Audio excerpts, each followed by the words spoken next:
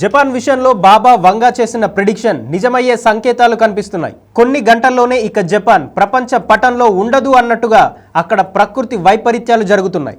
ఇప్పటికే భారీ భూకంపాలతో వణికిపోతున్న జపాన్లో ఇప్పుడు మరోసారి భూకంపం వచ్చింది. అగ్నిపర్వతం పేలడంతో జపాన్లోని టోకారా దీవుల్లో భారీ భూకంపం సంభవించింది. 5.3 మ్యాగ్నిట్యూడ్ తీవ్రత నమోదైంది. ఈ భూకంపం ధాటికి సౌత్ వెస్టర్న్ జపాన్లో ప్రకంపనలు సంభవించాయి.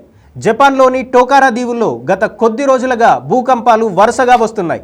బాబా వంగా రాసిన ది ఫ్యూచర్ ఐ సా అనే పుస్తకంలో జపాన్ దేశంలో జూలై నెలలో భారీ విపత్తులు సంభవిస్తాయని, భూకంపాలు వరదలు విజృంభిస్తాయని ఉంది. ఈ విధ్వంసం కారణంగా చాలా పెద్ద మార్పులు సంభవిస్తాయని ఈ పుస్తకంలో రాసి ఉంది. దీంతో జపాన్ ప్రజలు జూలై 5 అంటేనే భయంతో వణికిపోతున్నారు. ఈ క్రమంలో ఇదే రోజు జపాన్లో భూకంపం సంభవించడం సర్వత్రా ఆందోళనకరంగా మారింది. టోకారా దీవుల్లో వచ్చిన భూకంప కేంద్రం 20 కిలోమీటర్ల లోతులో కేంద్రీకృతమైనట్టు అధికారులు వెల్లడించారు. అయితే సునామీ అంచనాలు ప్రస్తుతానికి అక్కడ ఏమీ లేవని చెప్తున్నారు. అయితే బాబా వంగా చెప్పిన జోస్యం ప్రకారం 2011లో ఓసారి జపాన్ను సునామీ ముంచెత్తింది.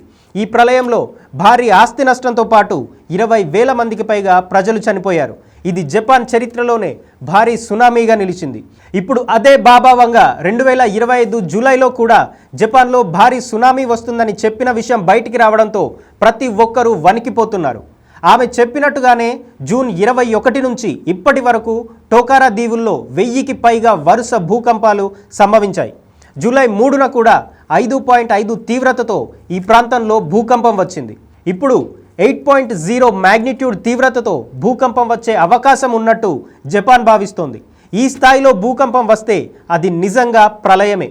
వచ్చే ప్రళయాన్ని ఆపలేరు కాబట్టి ప్రమాద తీవ్రతను తగ్గించేందుకు అన్ని ఏర్పాట్లు చేసుకుంటోంది జపాన్.